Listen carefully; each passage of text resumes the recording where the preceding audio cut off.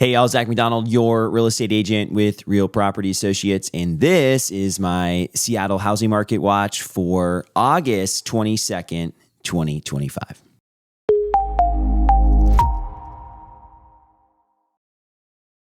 We got one more week here before the Labor Day holiday weekend, and things are going to slow down a little bit. And then they're going to pick back up here in the early fall. And this really is the weekend around here where people take their last vacation, school's starting up, and people settle into their normal rhythms again. And as we're wrapping up this last week of summer, or last few weeks of summer, we're seeing a continued pattern of what I've mentioned before of stabilization. So I think our word is stabilize right now. The last few months during the summer, things were, I would say, getting a little bit more exciting in maybe a negative way, right? People are like, what's going on? Why are houses not selling? What's going on with the inventory? Are there going to be buyers interested in these houses? And here over the past few weeks, last Market Watch, we talked about this, and we're talking about it again today, just this idea of stabilization. We're not seeing massive drops in inventory, and we're also not seeing it continue. I would even say we're starting to see it slightly pull back. And over the last week, we saw 702 new listings in King and Snohomish County, right? The major Seattle metro area. We saw 735 2 weeks ago. And so we're seeing that number slowing down a little bit. So fewer new listings coming on the market. We're still seeing price reductions though. 557 price reductions over the last week. And that was the same in our last update 2 weeks ago. And that's still disheartening to people, right? I think every seller wants to see their house sell right away. And it's taken a while. And I don't think anybody really ever adjusts to the fact that the market might not be there for it. And we have seen over the past few months a lot more of these price reductions than we did earlier in the year. I think we're going to start to go backwards on this, and it'll take a little while because houses that have been on the market for a week, 2 weeks, 3 weeks, those are the ones that are starting to do those price reductions potentially.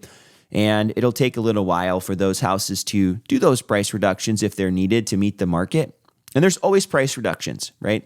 Sometimes houses are just overpriced, and it doesn't matter how good the market is, you can overprice a house. And today, when we're thinking about this, we need to keep that in mind as well. But the thing that I'm really looking at is the amount of pending sales. So the new listings and pending sales are very similar. And some of these pending sales are, and this is something I think is important just to note, some of these were pending inspection. Now they're just pending. So they're not all exactly, it's not like we have more houses necessarily that are going off the market than coming on the market, but it's very close, right? The majority of these are new pending sales, not pending sales that changed status. The sold listings too, 580. We're nearing the end of the month. A couple weeks back, 528. So we're seeing more solds, more pendings. This pending number continues to pick up. And I think that for buyers in the market, that means that you are going to likely start to see fewer and fewer options. Right now, we're nearing the end of the high inventory push, right? Where most people are late spring, summer, putting their houses on the market. It's going to start slowing down. And that is not as great for buyers. That means you're going to have fewer options to choose from. It always happens every single year. The fall, there's a little bit less options. The winter time, there's not that much to choose from. So if you're somebody that's thinking about making a purchase in the next 3 to 6 months, it's going to be in your best interest, in my opinion, to start that search a little bit sooner because you'll have all those options, but you're also going to dodge that spring market that's coming up. And the spring is always hot. You have less houses available, and that's been thinking about buying and hasn't found something, plus all the new people, everybody's kind of jumping in, trying to make a purchase. And the spring is just always competitive, and this spring might be extra competitive.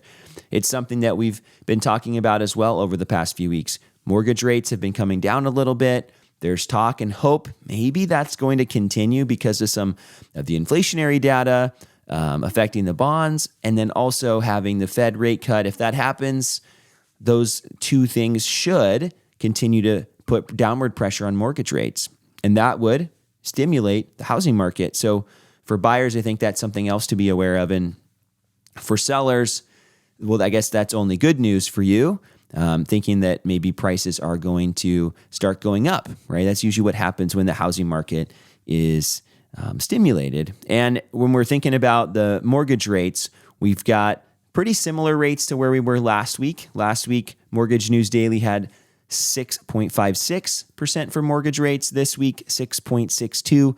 Not much different there on their daily rate survey. And again, Mortgage News Daily is a great resource for just what are the average rates. And you can see, I always talk about the 30-year fixed. It's the most standard one that people get, but there are other loan programs listed here too, like the FHA, the VA, the Jumbo, the 15-year. So you've got lots of different options. And heck, it's even got the ARM loan on here. I didn't mention that one, but it's on there. And even if you're out there looking for different rates, and maybe you're a buyer getting ready to make a purchase, this is a great resource to see like, hey, is the rate I'm being quoted, does it make sense? And is it high? Is it low? This is a good way to get a pulse of that number. Last but not least, let's dive in super quick to the King County and the Snohomish County specific pending sales data. And this is, I really like this part because I think this is a unique insight into what's happening and what will be happening when we look at those numbers here soon for the monthly market updates. So last week in King County, 912,500 was the median unpublished sales price. 2 weeks back, 965 was the median unpublished price. And that was for a 2-week period. So far this month, our median sales price is way into that mid-9s for King County, a little bit less over the past week. The average price to list ratio for homes that were sold over the last week, 99%. That's the same as it was the last 2 weeks as we were talking about that. The pendings with multiple offers, 26%. That's the exact number for the first couple weeks of the month. The pendings with an escalation addendum, we had 12% this week, slight uptick from 11% for the first 2 weeks of the month. The financing addendums and inspection addendums, another number we've been really paying attention to here this year, pretty much the same. 69% for the first couple weeks, 67% this week, and then 42% for those first couple weeks, and 41% this week for the inspection addendum. So again, not much change here in King County this last week, and that's where I think that stabilization word comes from. I think, again, we're starting to see things stabilizing. Snohomish County is going to be similar here, a little bit different. It always is. We had a very similar pending sales price, $750 for the first couple weeks of the month, $749, $757, right? So pretty much identical. So we've got the price stabilizing. We saw 99% of the list price. We saw 99% of the list price again this week. When we look at the pendings with multiple offers, that number changed a little bit, 23% over the past week versus the 26% for the first few weeks. 6% of offers had escalation addendums versus 7%.